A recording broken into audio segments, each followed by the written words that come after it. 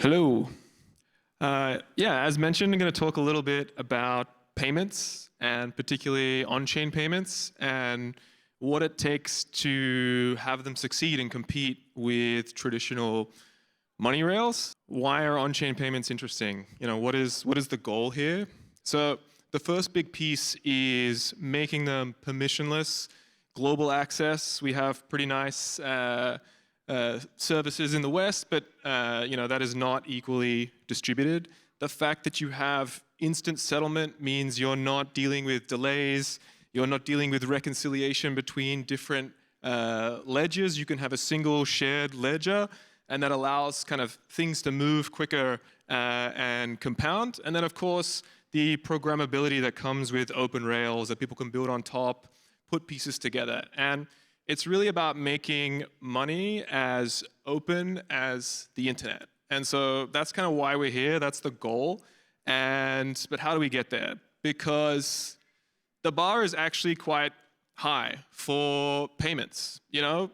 We like to complain about things, but credit cards are pretty nice. They kind of work every time. It's simple, it's fast. And similarly, there are, across different countries, these smart rails emerging that allow instant transfers between people. And so when we talk about payments grade, this is what we're talking about. We're talking about the UX where it's extremely simple. I can just tap. I don't have to think about it. It's not complicated. It's fast, right? I think the expectation for a payment is a few seconds at most. It's a synchronous experience where I want to see if it's worked or not. And it really has to work every time. And that means a few things. That means the reliability of, services going down. It just needs to work every time. But also the fact that I can go to any store. I don't have to care kind of what bank that merchant uses. I can go overseas and just continue to use my credit card. So you really just want it to work every time and not have to think about it. And so kind of where are we at? I think on-chain rails is a lot of talk, and they really have come a long way, right? We now have fast, low-cost blockchains. We have global stablecoins, like a mix of regulated, yield-bearing, non-USD, a lot of competition there. And even on-ramps are much improved. So are we ready for on-chain payments?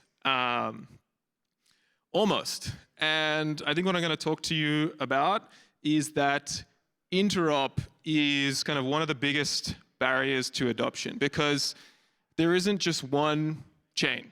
There isn't just one stablecoin. So even within a single currency, USD, you have a number of different kind of prominent stablecoins. Like it or not, a lot of people using Tron, USDT, and that is a reality that if you're a US business that wants to pay someone, they might want to get paid in USDT on Tron. It's early days, but we're starting to see other kind of foreign currencies start to gain adoption. It makes sense, People are going to want to be paid in their local currency. They're not going to want to use kind of USD stablecoins. People have crypto. They're looking to pay with those. But then even within the same stablecoin, USDC exists on about 50 different chains. And even if you think that, okay, there's a few major chains, these are the only ones that are going to matter, different businesses are going to choose different ones. We have payment native chains coming online that are kind of trying to build payment-specific features, but still a number of applications across different chains that each kind of have something special. And then you have geographies around kind of Tron and Binance Smart Chain. I think Cello is kind of popular in different places. So anyway, one with the other, we're not going to be in a world where there is a single chain and a single stable coin. That is easy mode. You can do on-chain payments on Base and transfer to someone if they want the exact same currency. But the messy reality of the world is that there will be many different chains and many currencies. And as soon as you introduce exchange, things get hard. And so, what we saw earlier around make it simple, make it fast, and make it work every time gets a lot harder once you introduce exchange into the picture. and we really, I think, need a completely new liquidity layer, for payments. So, bridges aren't really designed for payments. They're often slow, they're often expensive. They might not, cover every path. It's usually a single currency that you're moving between. And bridges should be slow. As we've seen recently, you don't want the kind of core underlying layer that allows an asset to move between chains. You don't want to take risk there. You don't want to go too fast because it can have very bad repercussions. And similarly, traditional DEXs and AMMs are more built around trading. And so even something like slippage is something that maybe we are kind of used to, but isn't going to fly in a payments scenario where there's an exact amount that you need. And most DEX aggregators, for example, don't support things like exact output. And so there's a few things you need. First of all, like I mentioned, broad asset support. So not just supporting every asset, but the fact that there's 50 versions of USDC. And so how can you ensure that someone who rolls up with any one of these currencies and wants any variation on the other side can actually serve that? So a traditional DEX kind of recreates liquidity on every chain. So there's an ETH USDC pool on every single chain, and that fragments liquidity. It's also, most DEXs work off pairs. So, in order to create an AMM pool, you have to put in both currencies. And so if you want USDC and USDT, and also USDC and DAI, you're creating pools and you're fragmenting the USDC. So in order to solve this problem of how can you support so many of these assets that are coming online, you really need to think of new models and how can you solve some of these capital efficiency problems. You also need to figure out how to move across chains instantly. So like I mentioned before, that doesn't mean just reducing the number of validators and kind of increasing the speed at which you pass messages. I think it comes from adding a layer on top, a fast layer on top of the underlying slow, secure layer, where you have things like liquidity pools, or you have solvers that are willing to take some finality risk and go faster than the origin chain finality in order to deliver this payments experience on top of the kind of core slow layer. And then lastly, just thinking about how can you achieve high success. So, another example is an emerging kind of liquidity primitive is these prop AMMs. And so you have market makers that can quote extremely competitive prices. Great for trading, but if there's any stress in the market, they're mercenaries. They can remove liquidity immediately. And again, that might lead to payments failing. So thinking about how can you design liquidity that is always available. Maybe the spread is a little bit wider, but what you get in an exchange is that it works every time. So really, I think rethinking on-chain liquidity for payments use cases and for broad asset support.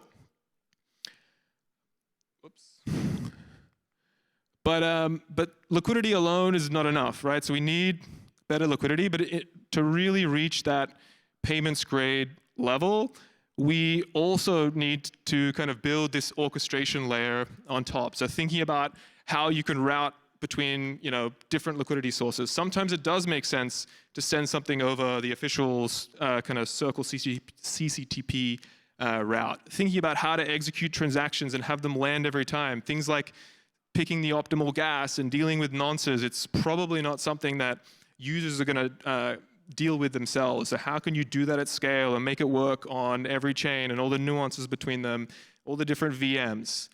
Even the UX of how you make payments. Most of us are used to connecting a wallet, but it's a pretty weird experience. That's not how payments work. When you roll up to a shop, you're not kind of connecting your bank account and allowing the shop to see your total balance, and they are kind of deciding how to pull money out. So there's this really rethinking what the UX is going to be like. And I don't know if anyone's used kind of wallet connection experiences on mobile, but it's not the most reliable thing. So really thinking about things like deposit addresses, where can you give someone an address and they just need to transfer funds? And how can you make that deposit address kind of work on any chain, in any currency? And all these nuances, like it's a ZK chain, and so the address is going to be different. we need to solve these pieces in order to make it magic, in order to make it work every time. I think another interesting piece is around pricing guarantees, where people expect stablecoins to be worth $1, but they're not worth $1. Very recently, USDT has been trading at 10 BPS less than USDC. And that is just like, these are different assets with different trust assumptions, and they trade on a market. But a user doesn't care. And so how do we solve that? I think the way we'll see it is that long-term, users will get one-to-one stablecoin experiences. But under the hood, they will be floating on kind of a market, and it's the applications that will subsidize that on top and find ways to abstract that from their users. And so they need to have ways to kind of sponsor that in the same way that a credit card actually costs money, but when you use it at a store, it feels free to you, but the merchant is subsidizing that because it increases conversion. And so I think you'll see similar things where stablecoins can allow merchants and applications to maybe make money off balances, and that allows them to subsidize the kind of floating rates between these currencies. And so it's a combination of how can you get liquidity as efficient and always available as possible, and then layering on a kind of suite of, the last mile of how you put all of that together. And so I think in summary, we are close. A lot of the building blocks are in place. The kind of the chain rails, the stablecoin rails, the on and off ramps. But I think the point just to make today is that Interop and exchange is one of the kind of biggest pieces if we're actually going to get there and actually have on-chain payments kind of compete and compare with traditional money rails. And we're also making progress on that too. So surprise, this is what we're working on. And so if you're kind of looking to make on-chain payments happen, come talk to us. We are in the trenches kind of solving the exchange and Interop pieces and thinking a lot about these problems. Thank you.